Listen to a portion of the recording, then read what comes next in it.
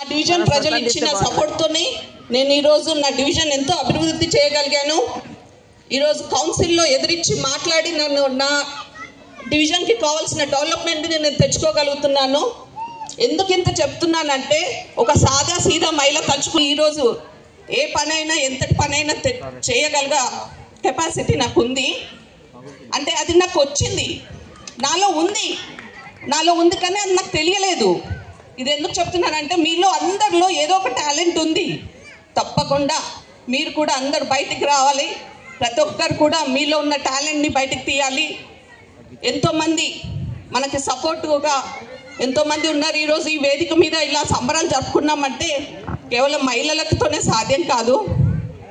మనకి ఎంతోమంది మనకి అన్నలు ఎంతోమంది సోదరులు మనకి సపోర్టు ఇచ్చి మనకు సాయం చేసేపటికే మనం ఈ సంబరాన్ని ఇంత ఘనంగా జరుపుకోగలుగుతున్నాం. వారందరూ కూడా పేరు పేరున ధన్యవాదాలు తెలియజేసుకుంటూ మరొకసారి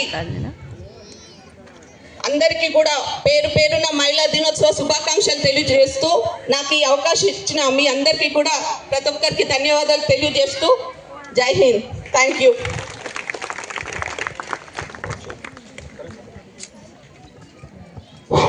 ఇప్పుడు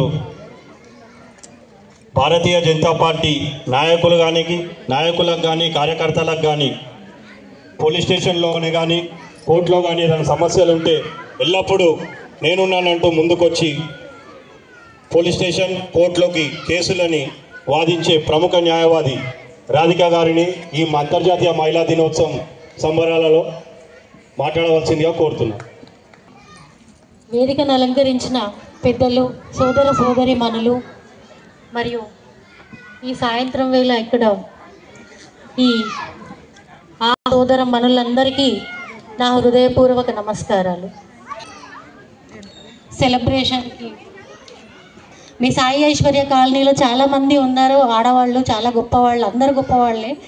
ఆపర్చునిటీ ఇవ్వండి అంటే లేదు మా సాయి ఐశ్వర్య మీ మాట వినాలని అనుకుంటున్నారు అని చెప్పి కావచ్చు. లాస్ట్ ఇయర్ నేను ఒక మాట అన్నాను, మనం కొన్ని సమస్యలు డిస్కస్ చేస్తున్నప్పుడు డోల్ పోయి మొదలకు చెప్పుకుంటాను. ప్రత్యేకంగా అంటూ అవసరం లేదు. We're always ready to do anything, ready to fight, ready to do any work.